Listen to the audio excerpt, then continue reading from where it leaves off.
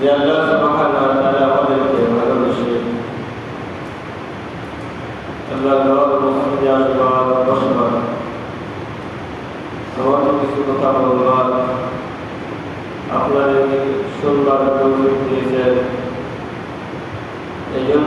শুকরিয়া আদায় করা দরকার। আলহামদুলিল্লাহ। আমাদের আলোচনা চলছিল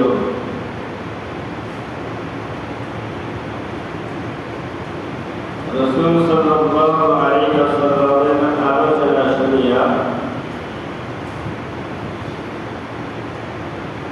আবু বকর সিদ্দিক রাদিয়াল্লাহু তাআলা আনহু চিন্তিত বিচলিত হয়ে গেলেন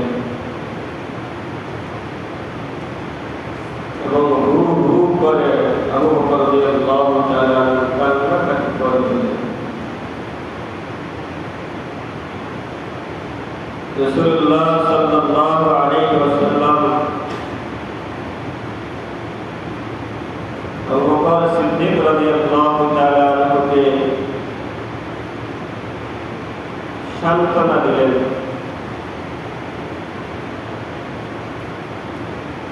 এই সান্ত্বনা দেওয়ার কারণে আবু বকর রাদিয়াল্লাহু তাআলা আনহু শিথিল হলেন, ঠান্ডা হলেন। রাসূলের আলোচনা শুনিয়া আবু বকর রাদিয়াল্লাহু তাআলা আনহু শিথিল ঠান্ডা হলেন।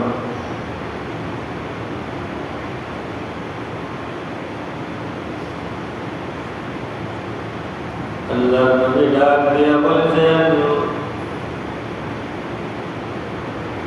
এই আমার সাহাবীরা, তোমরা যদি কেউ আমার কাছে পাওনা থাকো, ঋণ থাকো,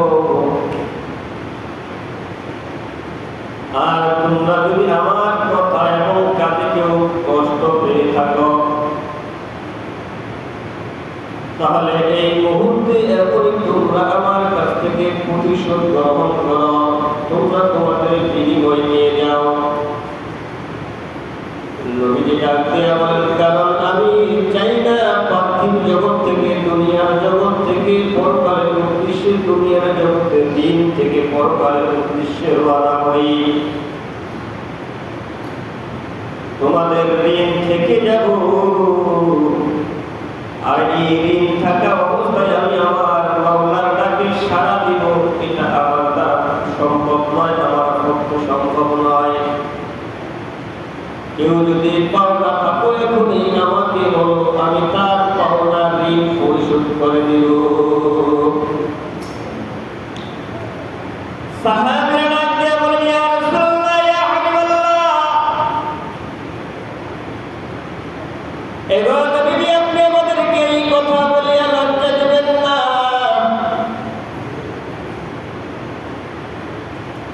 আপনি আমাদেরকে এই কথা বলে লজ্জা দেবেন না, এটা কখনোই সম্ভব হয় না। আপনি তো আমাদের কাছে কোনো ঋণই নেই, আমরা তো আপনার কথা এবং কানে কোনো সময় কখনোই আমরা ব্যথিত হই নাই, কষ্ট পাই নাই। এমন সময় এক সাহাবীর নাম সাদ ইবনে আবু ওয়াক্কাস ডাক দিয়া বলেন, ইয়া রাসূলুল্লাহ, ইয়া হাবিবাল্লাহ,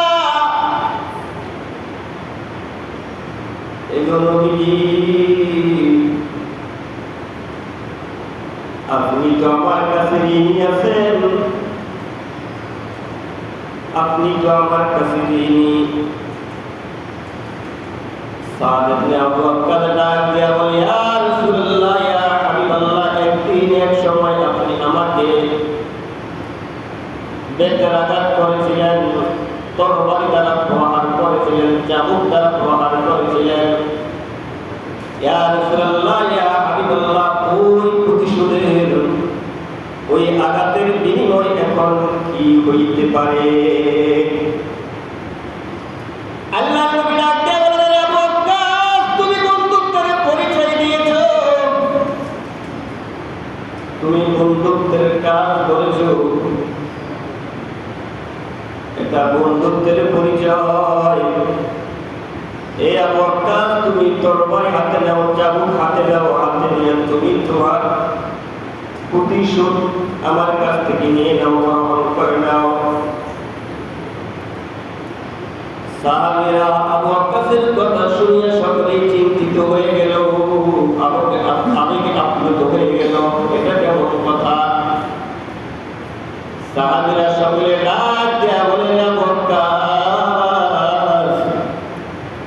তোমার যত ইচ্ছা ততই আমাদেরকে মারো, আমাদেরকে প্রহার করো, আমাদের পিঠে ব্যথাঘাত করো, তবুও রাসূলের সামনে এই কথা বলিও না। দরকার হইলে, প্রয়োজন হইলে একটা বাড়ির বিনিময়ে, একটা বেতনাঘাতের বিনিময়ে 10টা করে বাড়ি দাও, তবুও রাসূলকে বাড়ি দিও না, বেতনাঘাত করিও না। আল্লাহর নবী ডাক দিয়া বলেন, আমার সাহাবীরা, তোমরা যদি আমাকে ভালোবাসো তাহলে তোমরা আমার বিনিময়ে আমাকে গ্রহণ করতে দাও। নবীজি ডাক দিয়া বলেন, যদি তোমরা আমাকে ভালোবাসো, আমাকে মহব্বত করো, তাহলে তোমরা আমার বিনিময়ে আমাকে গ্রহণ করতে দাও।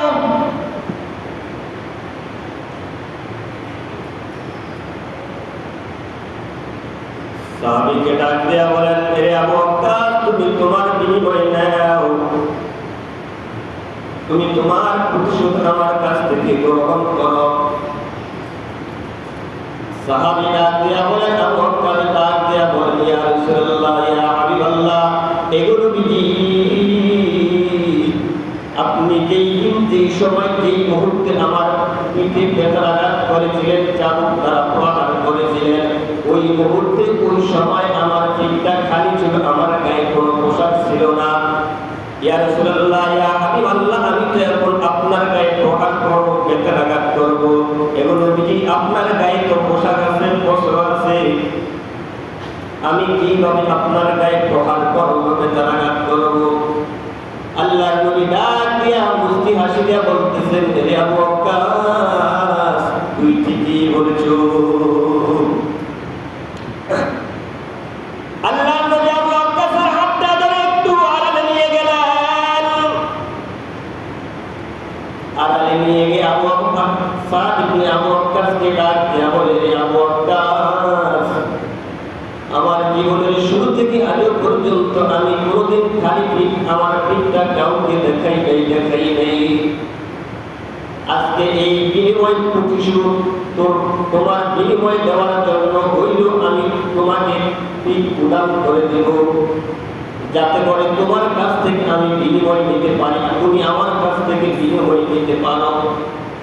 আল্লাহর নবী আড়ালে গিয়ে পিঠটা উদান করে সাদ ইবনে আবু ওয়াক্কাসকে ডাক দিয়া বলেন, হে সাদ ইবনে আবু ওয়াক্কাস, তোমার যত ইচ্ছা, যতই খুশি তুমি আমার পিঠে প্রহার করতে থাকো, মারতে থাকো। ইতিহাসের কিতাবের ভিতরে লেখেন, আল্লাহর নবী জামাটা খুলে যখন শরীরটা উদান করে দিলেন, পিঠটা উদান করে দিলেন, সাদ ইবনে আবু ওয়াক্কাস তরবারিটা চাবুকটা হাত থেকে ফেলে দিয়ে রাসূলের পিঠের ভিতরে মোহরে নবুয়ত ছিল, নবুয়তের মোহর ছিল। আল্লাহর নবীর এই মোহরে নবুয়তের উপর সাদ ইবনে আবু ওয়াক্কাস চুম্বন করতে লাগলো, এবং সঙ্গে সঙ্গে ওই মোহরে নবুয়তের উপর চুম্বন করে রাসূলের মাথার নিচে, এরকম তার পায়ের নিচে, রাসূলের পায়ের নিচে তার মাথাটা ঢুকিয়ে দিল, আর বলতেছে, ইয়া রাসূলুল্লাহ, ইয়া হাবিবাল্লাহ, আবার মা বাবা আপনার জন্য কুরবান হোক, ইয়া রাসূলুল্লাহ, আমি ইয়া হাবিবাল্লাহ, আমি এটা স্মরণ করেছি, এই নবীজি, যাতে করে আমি আপনার নবুয়তের সিল মোহরে নবুয়তকে দেখতে পারি। আল্লাহর নবী ডাক দিয়া বলেন, হে সাদ ইবনে আবু ওয়াক্কাস, আল্লাহ তোর আশা, মনের আশা, বাসনা পূরণ করেছে। নবীজি ডাক দিয়া বলেন, হে আবু ওয়াক্কাস, আমি ঘোষণা করতেছি, আজ থেকে কিয়ামত পর্যন্ত তোর জন্য জাহান্নামের আগুন হারাম। জাহান্নামের আগুন হারাম হয়ে গেল। শুক্রবার দিন থেকে রাসূল সাল্লাল্লাহু ধীরে ধীরে রাসূলের অসুস্থতা বাড়তেই লাগলো। আল্লাহর নবী অসুস্থতা কেমনে বৃদ্ধি পাইতে লাগলো, রাসূলের রোগ বৃদ্ধি পাইতে লাগলো, আল্লাহর নবী দুর্বল হইতে লাগলেন। এমন সময় এই দুর্বলতার কারণে সবার ওয়াক্ত নামাজ রাসূলের নির্দেশে আবু বকর রাদিয়াল্লাহু তাআলা আনহু এই 17 ওয়াক্ত নামাজের জামাতের ইমামতি করেন। কত ওয়াক্ত? 17 ওয়াক্ত নামাজে ইমামতি করেন। শুক্রবার একটু রাসূল ক্লান্তি বোধ বেশি করলেন, অসুস্থতা বেশি করলেন। যখন শনিবার আসলো, আল্লাহর নবী শনিবারের দিন কিছুটা সুস্থতা মনে করলেন, নিজের কাছে একটু ভালো মনে হইতে লাগলো, ভালো লাগতে মনে হইল। যখন নিজের কাছে একটু ভালো লাগলো, আল্লাহর নবী মসজিদে যাওয়ার জন্য ইচ্ছে করলেন, মসজিদে গিয়ে নামাজ পড়বেন। আল্লাহর নবী সাহাবী আব্বাস রাদিয়াল্লাহু তাআলা আনহু রাসূলকে কাঁধে করে মসজিদে নববীতে নিয়ে গেলেন। আল্লাহর নবীকে যখন মসজিদে নববীতে নিয়ে গেল, রাসূল সাল্লাল্লাহু মসজিদে নববীতে জোহরের নামাজ আদায় করলেন। আবু বকর রাদিয়াল্লাহু তাআলা আনহু জামাতের ইমামতি করেন। নামাজ যখন শেষ হয়ে গেল, রাসূল অসুস্থতার বেশির কারণে আল্লাহর নবী আম্মা জান আয়েশা সিদ্দিকা রাদিয়াল্লাহু তাআলা আনহার ঘরে চলে আসলেন। অসুস্থতা এত বেশি আল্লাহর নবী জানতে পারলেন তার সময় মৃত্যুর সময় অতি নিকট এসে গেছে, কাছে চলে আসে। এই জন্য রবিবারের দিন সকালবেলা ভোরবেলায় আল্লাহ রাসূলের নিকটে যতগুলা গোলাম ছিল, নবী সাল্লাল্লাহু আলাইহি ওয়াসাল্লাম সমস্ত গোলামগুলাকে আজাদ করে দিলেন। সমস্ত গোলামকে কি করে দিয়েছে? আজাদ করে দিয়েছে। আল্লাহর নবী বললেন, আমার তো মুমূর্ষু অবস্থায় জীবন দেখুন এই নিকটে, রূহটা তো আজরাইলে নিয়ে যাও, আল্লাহর ডাকে সাড়া দিব। আমার কাছে সামান্য সম্পদ, যদিও মাল সম্পদ ক্ষুদ্র হয়, এই ক্ষুদ্র সম্পদ রাখিয়াও আমি আল্লাহর ডাকে, আমার প্রিয় মাহবুবের ডাকে সাড়া দিব, এটা হতে পারে না। এটা তো আমার জন্য লজ্জাজনক। আল্লাহ নবী সাল্লাল্লাহু আলাইহি ওয়াসাল্লাম সমস্ত গোলামকে আজাদ করে দিলেন। এমনকি রাসূলের ঘরে সাতটা এরকম স্বর্ণ মুদ্রা ছিল। আল্লাহ নবী সাল্লাল্লাহু আলাইহি ওয়াসাল্লাম এই 7টা স্বর্ণ মুদ্রাকেও রাসূল গরীব এবং অসহায়দের মধ্যে বন্টন করে দিল, দান করে দিল। ইতিহাসের কিতাবের ভিতরে দেখে যেই দিন রাসূল ইন্তিকাল করবেন, ওই রাত্রিটাও দেখা যায় এমন অবস্থায় কাটাইলেন যে রাসূল সাল্লাল্লাহু ঘরে পাতি দেওয়ার মতো, সেরাক দেওয়ার মতো সম্বলটুকু ছিল না।